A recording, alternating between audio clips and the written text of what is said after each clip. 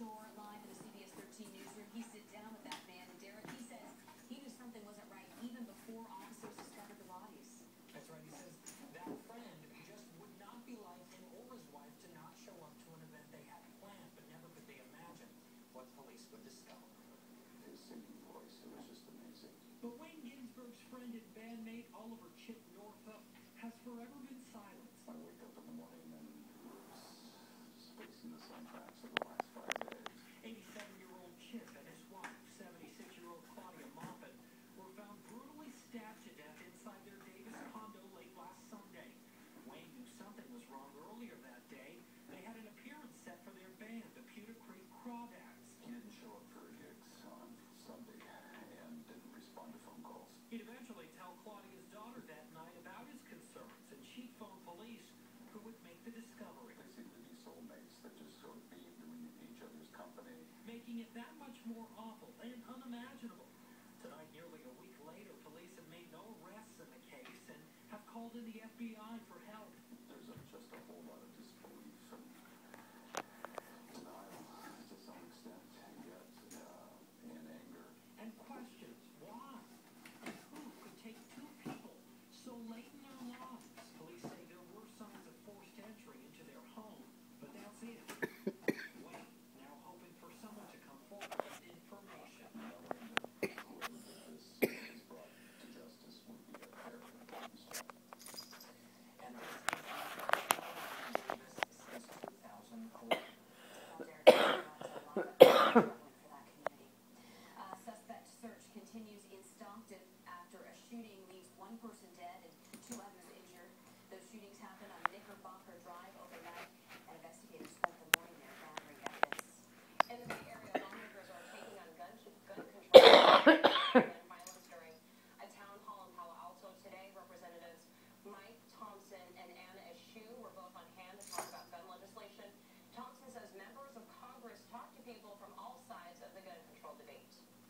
We've met with police, highlight the one member that there shouldn't be any guns, and we've met with the NRA leadership and everybody in between. Now, if you remember, the U.S. Senate killed a number of gun control measures, including expanded background checks for gun buyers and banning assault weapons. The proposals failed to meet the Senate's 60-vote threshold Wednesday. Helicopters with thermal imagers helped track down the surviving Boston bombing suspect yesterday. Our spotting was called a heat signature, and some of that same technology is being used to fight crime right here in California. The lighter something is, the hotter it is. Thermal imaging uses heat, not light, so suspects can run, but they can't hide. Many suspects would not be located or would not be found if it weren't for the airborne asset and the FLIR overhead.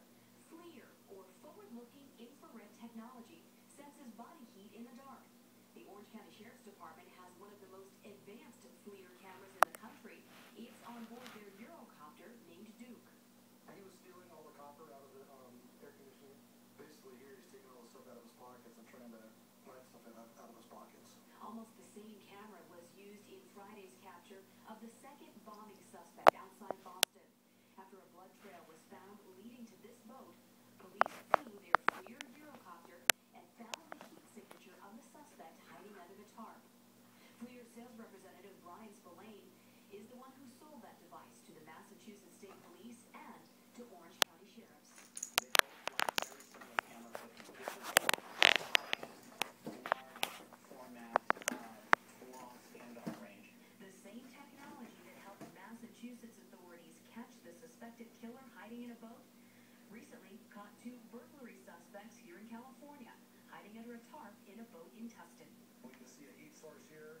What appears to be the subject is his head, his torso, possibly his leg and shorts. The co-pilot used what looks like a PlayStation console to zoom in.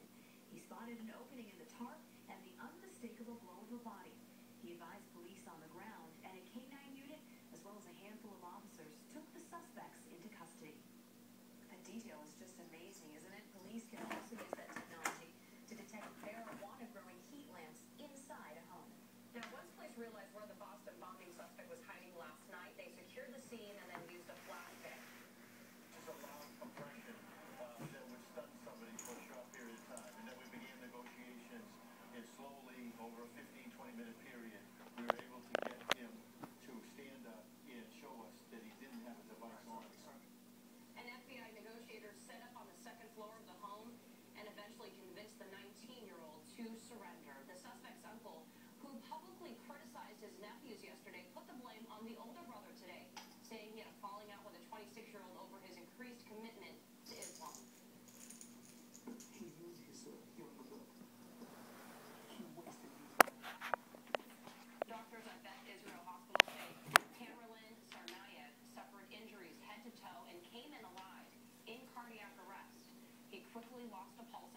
tried for 15 minutes to save him. The MIT officer killed Thursday night left behind a wife and children. Law enforcement posting themselves in front of Officer Sean Collier's Wilmington home today. Those officers also lined up along a Cambridge Street yesterday to salute and pay tribute as his body passed by them. The 26-year-old started working at MIT last January.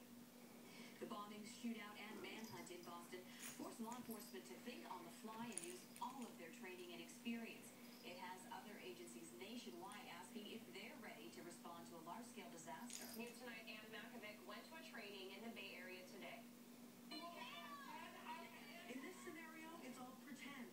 But after two major disasters in the U.S. this week, the bombing in Boston and the plant explosion in Texas, the possibility of a large-scale tragedy here is hitting home. What will we do? What will happen? Those are the questions that brought hundreds of people to this training drill in San Francisco today, put on by the fire department's NERT, or Neighborhood Emergency Response Team. The preparation that you do is really going to pay off no matter what the emergency is. In the Bay Area, we're vulnerable to earthquakes, flooding, fires, and terrorist attacks. Absolutely, first responders will be there, but would be overwhelmed by events such as the one in Boston. And what we saw in Boston was volunteers stepping in to help, stopping bleeding and saving lives. It kind of brought more seriousness to the volunteers' approach. You know, maybe there's sort of a casual approach. Yeah, I'll go to the drill. Now there's kind of a pressing urgency about, keeping their skills fresh. 300 people had initially signed up for this drill, and 50 more signed up after Monday's bombing. But it's not just average citizens who had their eyes opened. I guess the thing is, for responders, are we ready for this? What's our plan for this? FEMA says the Bay Area is one of the most prepared areas of the world when it comes to emergency training, but it's still not enough. Are we prepared? A lot of us are.